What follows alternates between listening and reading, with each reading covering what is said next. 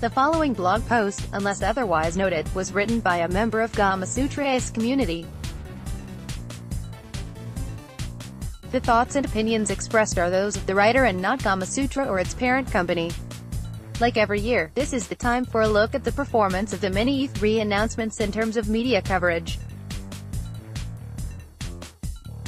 If this is the first time you read about our analysis, you can find out more about the methodology used, and read the blog posts for 2015, 2016, and 2017. Overall trends. Starting with 2016, I set up a media tracker to measure the media coverage for the E3 itself. It tracks all the articles that mention the event, and is a good indicator of the scale of a particular year's crop. As you can see, 2018 was a decline year in terms of total volume of media articles mentioning the event. I am not sure this should be particularly worrying, or even surprising. While there were great games revealed during the week, it was also particularly light on industry-changing announcements. We are well into the cycle of this generation of consoles. While the rumors on the next gen are growing, there was nothing to feed many articles. The same goes for new technologies, like VR and the impact it had over the past two E3s. It's good to note that there has been a decline, and while it is merely a 5.5% drop, for an event of that scale, it could be an indicator of a trend. Platforms. Looking at the performance of the key brands for the consoles, the downward trend is much more significant. It is the worst year for the PlayStation since we started measuring, and the worst year for Microsoft since 2014. I have to confess I am surprised that Microsoft's performance ended being at this level. I felt they had a very good conference, and while their lineup is still behind, they had better announcement than last year. It seems like it wasn't enough to compensate a hardware communication, like the Xbox One X and the Xbox One S last year.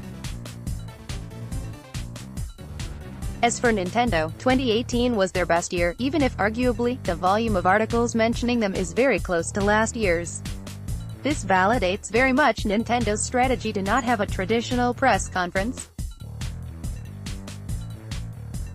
At the very least, it doesn't seem to prevent them to secure a significant volume of media coverage. Nintendo also benefited for the first time in a while from the media coverage around third-party titles, with their Fortnite announcement being spot-on with the current Battle Royale frenzy. Looking at the specific platforms mentioned, we find the same ranking in the top 3. What is significant, though, here is that the platforms outside of these 3 consoles have ridiculously low coverage numbers compared to previous years. And in case you were wondering, E3's fling with VR is mostly over.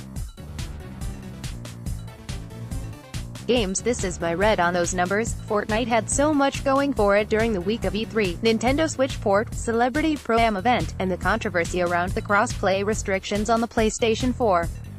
Add to this that Fortnite has been a very popular game with the media in the past few months. It doesn't come as a surprise it managed to dominate here.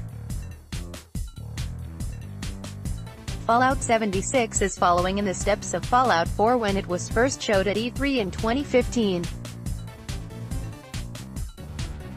It has not dominated the way F4 did then, but it makes sense for the game to be so well covered. Cyberpunk 2077 is the real winner for me.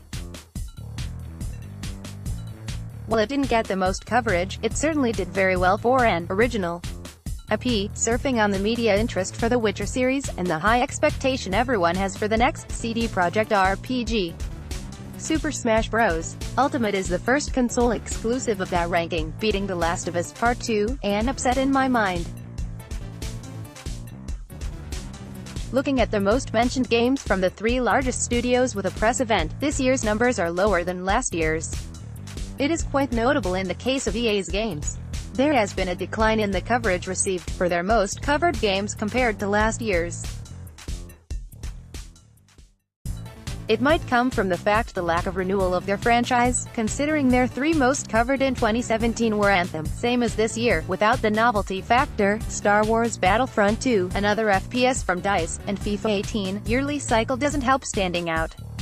On the overall coverage mentioning the publisher's brand, Electronic Arts is still ahead.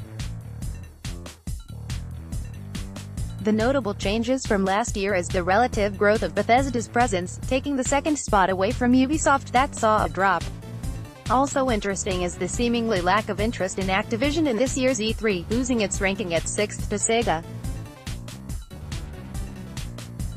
Closing words, a storm is brewing. This E3 was very much an intermediary year. Despite some very exciting games being revealed, the overall numbers are lower than previous year. It sets up 2019 to be a very exciting edition. I am also looking forward to the next press conferences from Nintendo and Sony, who have not been shy in keeping bombshell announcements for their non-E3 communications.